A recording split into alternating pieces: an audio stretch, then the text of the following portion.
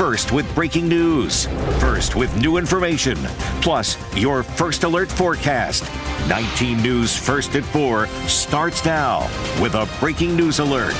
We continue to cover breaking news. Midview High School students and staff evacuated because of a fire. Thanks for joining us First at 4. I'm Nicole Versansky. And I'm Brian Duffy. Our Brittany Weir is live there on the scene. She's been able to take this in, find out what's happening. Brittany, what can you tell us? Brian and Nicole, the district did confirm that there was a fire earlier this afternoon here at Midview High School. I want to show you the scene because there's still several fire trucks here behind the high school. We have Eaton Township Fire Department. We are in the back of the high school near the football stadium behind the gym. We do know that there were reports of some smoke in this area. Again, the details are still very vague as to what happened here this afternoon, but we do know that all students and staff were safely evacuated. We know that nobody was hurt, but the building is still currently locked down. No one's allowed in and out except for fire department personnel. So you can see we've got a couple of fire trucks out here. We've also got other first responders here. We know Elyria was here earlier to do helping with this fire. So again, this is the back of the high school behind the gym near the football stadium. We're continuing to make calls, but we do know that all students and staff were evacuated this afternoon. But once we find out more, we will keep you updated. For now, live in Grafton, Brittany Weir, 19 News. Brittany, thank you. And for parents who still need to pick up their kids, if anyone does, the students were taken to Midview Middle School. So that is where parents can pick up their children at Midview Middle School, not the high school. All the students who can drive, they are already on their way home right now because they're okay. They were able to leave on their own. All right, a mother found murdered in her own home this morning, and her children were the ones who found her and subsequently called 911. Police are now actively hunting for the suspect. Keith Grant joining us live now from Alliance. So Keith, we know this is a developing situation. What is the latest that you've learned? Nicole, the latest here, they're still searching for that suspect, but police found the woman inside this house behind me earlier this morning. We're on Eli Street in Alliance on the north side of the town. The police chief, pretty tight-lipped about the suspect when we talked with him earlier this afternoon, even as he is on the loose.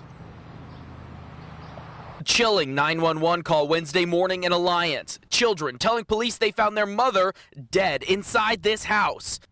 By juveniles, and said that they had discovered their mother deceased. Police tape blocking the yard, officers going in and out, and people who say they knew the family hugging each other outside. Alliance Police Chief Akinra X says all signs point to murder. According to the officers that were there and the things that they described, it's pretty obvious. The chief wouldn't say how the mother was killed. Across the street, neighbor Frank Cassidy thought he knew this family well. They had a nice little swimming pool there above ground for the kids, so they were a nice family. Yeah, they're like anyone else. They would have their arguments. They would get into a little bit of a shouting match now and then. Police say they know who they're looking for, but wouldn't share any information with me and haven't said anything to the public either, even though there is a confirmed killer on the streets. We know who we're looking for, and we're actively hunting him now and want to bring him into custody. The chief calls it an isolated incident, a murder that left the neighborhood in shock. It's just, heartbreaking when something like that happens. A family's been destroyed. The whole family's. All right, Brian and Nicole, police have not named that victim they found inside this house this morning. They did say she's in her late 30s. Live in Alliance, Keith Grant, 19 News. Now your 19 First Alert forecast. Certified most accurate since 2004. All right, we've got some folks braving some of the wind out at Edgewater Beach, setting up some things. I'm not sure exactly what that is, but you've got also some surfers out in the water taking full advantage of a little bit more of that wind that we have across the area. Keep in mind, it's been gusty today. If you've spent any bit of time outside, you were probably blown around by a little bit of that wind. Not necessarily damaging wind, but certainly winds that gust over 30 miles per hour will be enough to probably have you fixing your hair or things like that, especially if you're spending any of that time outside. Once we get into essentially later tonight, we'll have a few showers around the area that will likely linger for some into the early part of tomorrow morning before we really dry things out quite quickly through the rest of Thursday. Stay dry for Friday, and then we get to talk about that unseasonable warmth this weekend. Those details coming up. All right. Let's go. Cavs and Pistons, Game 5. This series is tied at 2 games apiece. Yeah, after back-to-back wins in Cleveland, the Cavs are on the road now in the Motor City tonight to try and steal a win, their first away game win it would be in the playoff series, and really shift this series. Ashley Holder is joining us now with more. Well, the Cavs still haven't won a road game this postseason, and tonight could define the series. Game 5 is a huge opportunity for Cleveland to finally break through away from Rocket Arena and take control against the Pistons. When the Cavs are at home, they've looked like the best team in the East, a perfect 6-0 on their home floor. But away from Cleveland, it's been a totally different story. Turnovers, cold shooting, and a lot of missed opportunities have led to an 0-5 road record. But games 3 and 4, they changed the feel of this series. Donovan Mitchell took over offensively, Evan Mobley anchored the defense, and Jarrett Allen provided a huge spark on both ends of the floor. James Harden also stepped up as a playmaker and delivered in clutch moments. But now the big question becomes, can Cleveland take that same energy, confidence, and momentum on the road when it matters most? Everything. Understand that hostile environment. We need each other. We've had 2 good games to build off of, but it's gonna be fun. Hostile environment. It's gonna be a lot of fun, and I know we're ready for the challenge. It's just a different story too. You know, I know Game 5 is gonna be tough, and it's in their place, but I think we made a stand. Winning these 2 games. So that gives you confidence, right? Despite Cleveland's momentum, the Pistons are still 4.5-point favorites tonight in Detroit as the Cavs try to earn their first road win of the postseason and grab control of this series. Guys, for now in the studio, Ashley Holder, 19 News. They've just been so inconsistent. It'd be nice for them to take what they did right in the second half of the last game and just build on that and take that momentum to Detroit tonight. Well, maybe they found something in that third quarter. That's what you hope for. They played a lot faster. Maybe that's going to help. We can only hope. I hope so. We'll see. All right, you can go to cleveland19.com/vote. We want you to weigh in. How do you think the Cavs series will go now with the Pistons? All right, so taking a look at some of the results coming in. So right now, 20% of you say the Cavs win in 6 games. 31% of you say the Cavs win in 7 games. And then, you see the other results down there. Well, that's improved since the last time we did this poll, right? 50% of you still think the Cavs are going to lose the series. What are you going to do? All right, you can still vote, though. All right, the Cavaliers are hosting an official watch party tonight starting at 7 at the Game On Bar and Grill. That's on Pearl in Parma Heights. Tip-off, of course, at 8 in Detroit. Let them know. All right, let's talk about the Monsters, too. They're chasing another Calder Cup. Tomorrow night, you can watch every minute of the action for free on Cleveland's 43. They're taking on Toronto, the Toronto Marlies, for Game 1 tomorrow night. It's at home. It's at Rocket Arena at 7. Game 2, also at home here in Cleveland on Saturday. Then Game 3 shifts to Toronto next Wednesday. Now your 19 First Alert traffic update. Checking in again with the slowdowns on 90 westbound, not just because of rush hour traffic filling up the freeway, but because we still have a crash blocking the right shoulder. Crews are still working on that crash, clearing that out. So you would want to act as if that right lane is also blocked and adhere to that move over law. But it's not just going to be after Dead Man's Curve where you're seeing some slow speeds like 12 miles per hour. You're also going to be dealing with that almost all the way back by where 90 passes East 55th and then towards Dead Man's Curve. Delays, though, are just a couple of minutes there. But if you're going to be in the area of 76 heading either east or west, you're still going to be dealing with some slowdowns. Also, because we have a crash in a construction zone. So this is impacting drivers on the eastern edge of Portage County into Mahoning County. So if you're about to be heading on either 76 east or west, east of 225, you're going to be seeing slowdowns for a 6-mile stretch. Drivers who are heading west in that 6-mile stretch are now slowing down just 28 miles per hour. Drivers heading east are seeing much better speed. So at least an extra 5 to 10 minutes will be tacked onto your drive there. Leaders of the world's 2 largest economies meeting in Beijing for high-stakes talks with potential global consequences now. The hope is to repair trade relationships as the war with Iran drags on. Brian Abel has what you need to know from Washington. China rolling out the red carpet for U.S. President Donald Trump in Beijing to begin 2 days of critical talks on a host of thorny issues, from trade to tech. But likely to dominate, the war with Iran, the start of which pushed Trump to delay this trip, and now looks to complicate it. He delayed it because he thought that by the time he got here in mid-May, that the war would be over, the Iranians would be turning over their nuclear program, and the Strait of Hormuz would be open. None of those are true. China, the largest consumer of Iran's oil and a strategic ally, which could provide leverage over Iran. The president very much wants the Chinese to use their influence with Iran to reopen the strait. U.S. intelligence reports indicate Beijing was preparing to deliver new air defense systems to Tehran. China has denied providing weapons, but the dynamic adds to the existing frictions from tech, trade, critical minerals, and Taiwan, all of which are on the table, with trade deals expected, showcased by some of America's tech leaders joining President Trump, including Elon Musk and Tim Cook. As China provides presidential. We want to get back to breaking news. This is the fire department speaking at Midview High School after a fire there. This is in Grafton. Let's listen in. Building on arrival, we did have heavy smoke showing from the roof.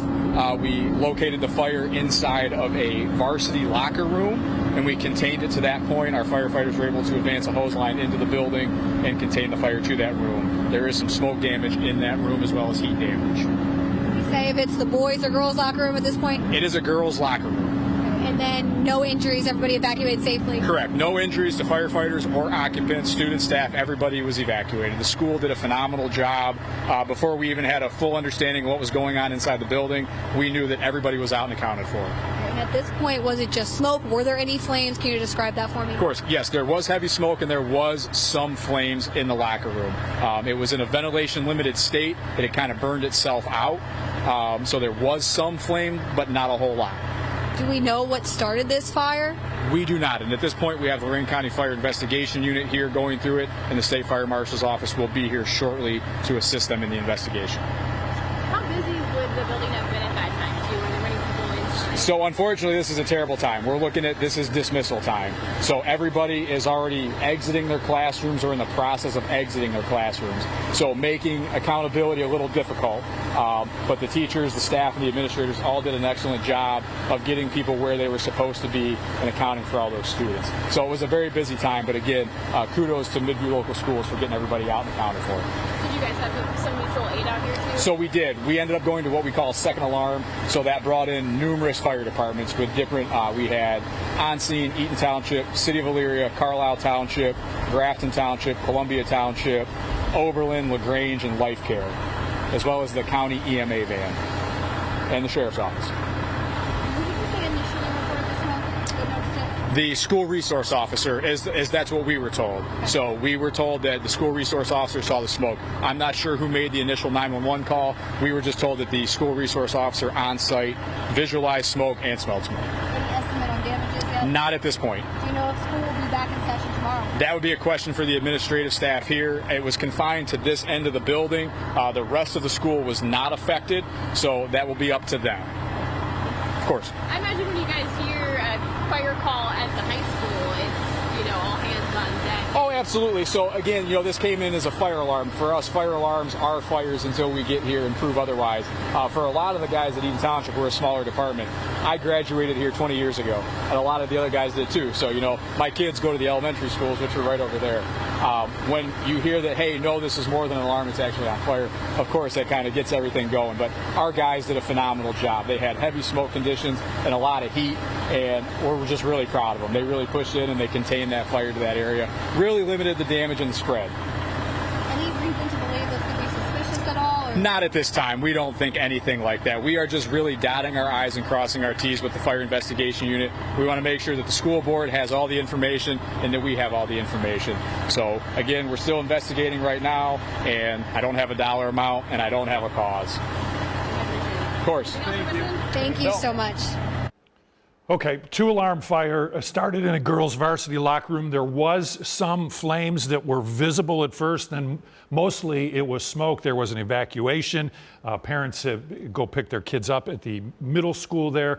So nobody hurt. That's the key. Which is great, because you heard the assistant fire chief talking about the chaotic moment, the time of day this was happening right as kids were leaving for the day. So they really had to make sure everyone was accounted for as they evacuated that building and were able to put out that fire. Will there be school tomorrow? That's the question. You see our Brittany Weir is out there asking the assistant fire chief those questions, asking the district those questions. We'll certainly keep you updated as we learn more. Major change now for people who use SNAP cards, just announced by the state, and it took effect today. So this is an attempt to stop people from getting scammed out of their food benefits. 19 Data journalist Dan DeRose is joining us now with a look at these changes. This was really quick, and you're going to see the numbers. It shows that there has been a problem. This is that skimming problem. People have EBT debit cards for their SNAP benefits, their food stamps.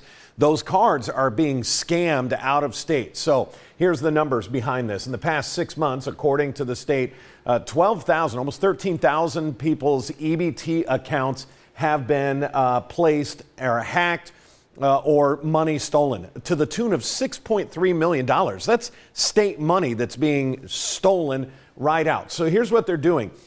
Skimmers are getting a hold of numbers, and so the state is no longer going to allow these risky orders that are online. People who are using their food stamp cards online to buy food, they're going to lock your account. Everybody's account got locked today, so you may try and use this today, but you can unlock your card. If you're about to make a purchase online of food with your EBT card, go into your app, or you have to do this online. You should have the app associated with your account. You have to swipe to unlock your card. You're going to get to the next screen, and it's going to say your current status is locked everywhere. Then you have to select which one of the following: unlock my card or block all high-risk transactions. And then finally, as a safety measure, they're asking you to choose how long you want your card unlocked for: 30 minutes, 60 minutes, or 90 minutes. Then there is an option where not to relock your card at all. They don't recommend that because this is how people are losing their benefits. One of the biggest culprits, a lot of this money is going to the state of New York, where they have these small shops that are just gathering people's numbers and stealing money straight from their accounts. So big change that went into effect today. Now your 19 First Alert forecast, certified most accurate since 2004. All right, we are feeling the effects of the cold front finally seeping in with some of that cooler air across northeast Ohio. Much cooler closer to the lake shore. Farther south, you've been able to enjoy a bit more of that heat. So we've got temperatures upper 50s to low to mid 60s across some of our southern communities. But again, this is kind of that midweek reset that we were expecting. Now, with that wind out of the north and still breezy and blustery at times as we head into tonight, we could get a few spotty showers. That cooler air picking up some moisture off of the lake could give us a few lake-enhanced showers. Will everybody see rain? No. In fact, I think it's going to be pretty confined to our lakeshore and then areas east of Cleveland headed into tomorrow morning. I think our primary snow belt, that area is where we likely expect to see a couple more of those showers, but it clears out pretty quickly. And I do think we're going to see a little bit more sunshine by the time we get into the afternoon. However, it is still going to be a cooler day. We've got one more on tap for tomorrow before things finally turn around temperature-wise by Friday. And of course, we do work in a little bit more of that sunshine as well. But things are quiet here locally. We've got a couple showers well up to our north. That's that little piece of energy that's eventually going to be swinging through. Gives us that opportunity for, again, a couple spotty sprinkles tonight, maybe a few more organized showers to a certain degree headed into tomorrow morning. But again, that's going to be confined to our eastern zones. And once that clears out, it's really just working on getting some of that sunshine in here. 77 corridor points to the west. I think temperatures tomorrow upper 50s to low 60s, little cooler east, but everybody's going to get on the warm up this weekend. We'll talk about that coming up here in the next half hour. Now to your top four at 4. Children found their mother murdered inside their Alliance home. So this happened on West Eli Street around 7 this morning in Alliance. Police are searching for a person of interest. However, the police chief told us there is no threat to the community right now, despite that person not being in custody. The woman has not been identified, but the Alliance police chief says that she is in her late 30s. South Carolina Supreme Court has overturned Alex Murdaugh's murder convictions and the life sentence he was handed. Murdaugh went to trial accused of killing his wife and younger son. Prosecutors say they will retry him. The high court ruled a court clerk actually influenced the trial, suggesting to jurors that Murdaugh might lie while testifying. His lawyers also say testimony permitted about unrelated financial crimes prevented a fair trial. Murdaugh, however, is not enjoying any freedom. He is still serving 40 years for insurance fraud.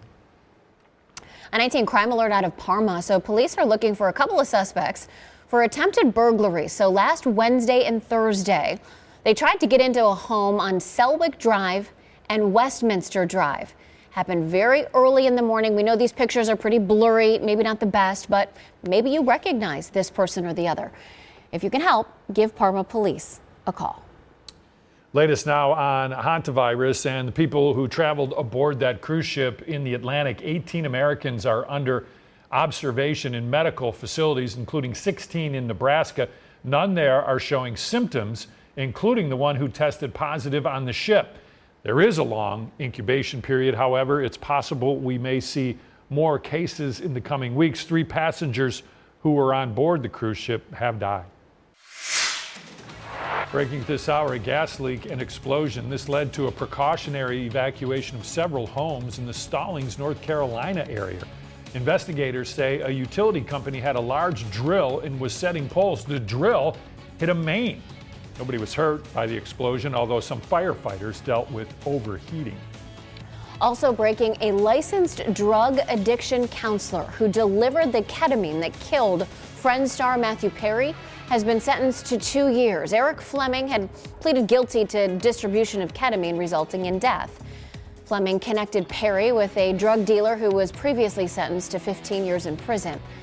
This is the 4th person now sentenced of the 5 who have pleaded guilty. Shocking moments yesterday. The Wayne County Sheriff stabbed in an attack right on the streets of West Salem. A sergeant was also stabbed as the 2 responded to a call about a suspicious man. Thankfully, both of them are going to be okay. Our Noel Williams spoke to the sheriff, who tells a terrifying account of what he went through. Minutes seemed like an eternity, like most traumatic incidents. Wayne County Sheriff Thomas Ballinger reliving the terrifying moment he was stabbed. Deputies say he and Sergeant Dan Broom responded to a call Tuesday of a suspicious person.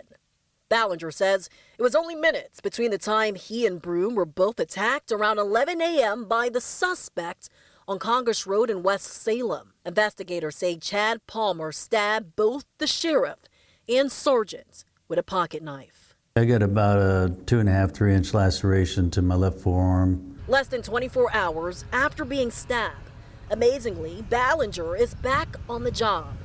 Broom was stabbed in the groin area. He had to be life-flighted to an Akron hospital, but released Tuesday afternoon and is now recovering at home. Lost a lot of blood up there. I'm not a doctor, I'm not a medic, but I've seen enough to where I know he's in bad shape. Where he was stabbed, I didn't know if it got an artery. I have a generator. I'm in a shed. This is a look at a Facebook Live Palmer recorded shortly after the stabbings.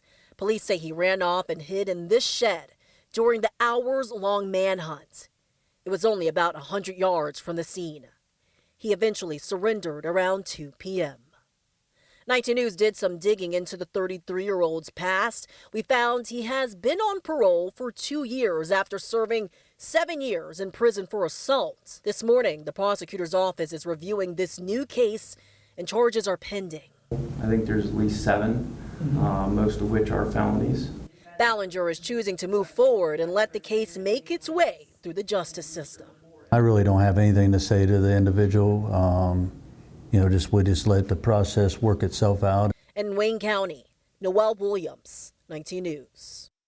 Since Wayne County deputies were injured, Palmer is currently being held in the Ashland County Jail.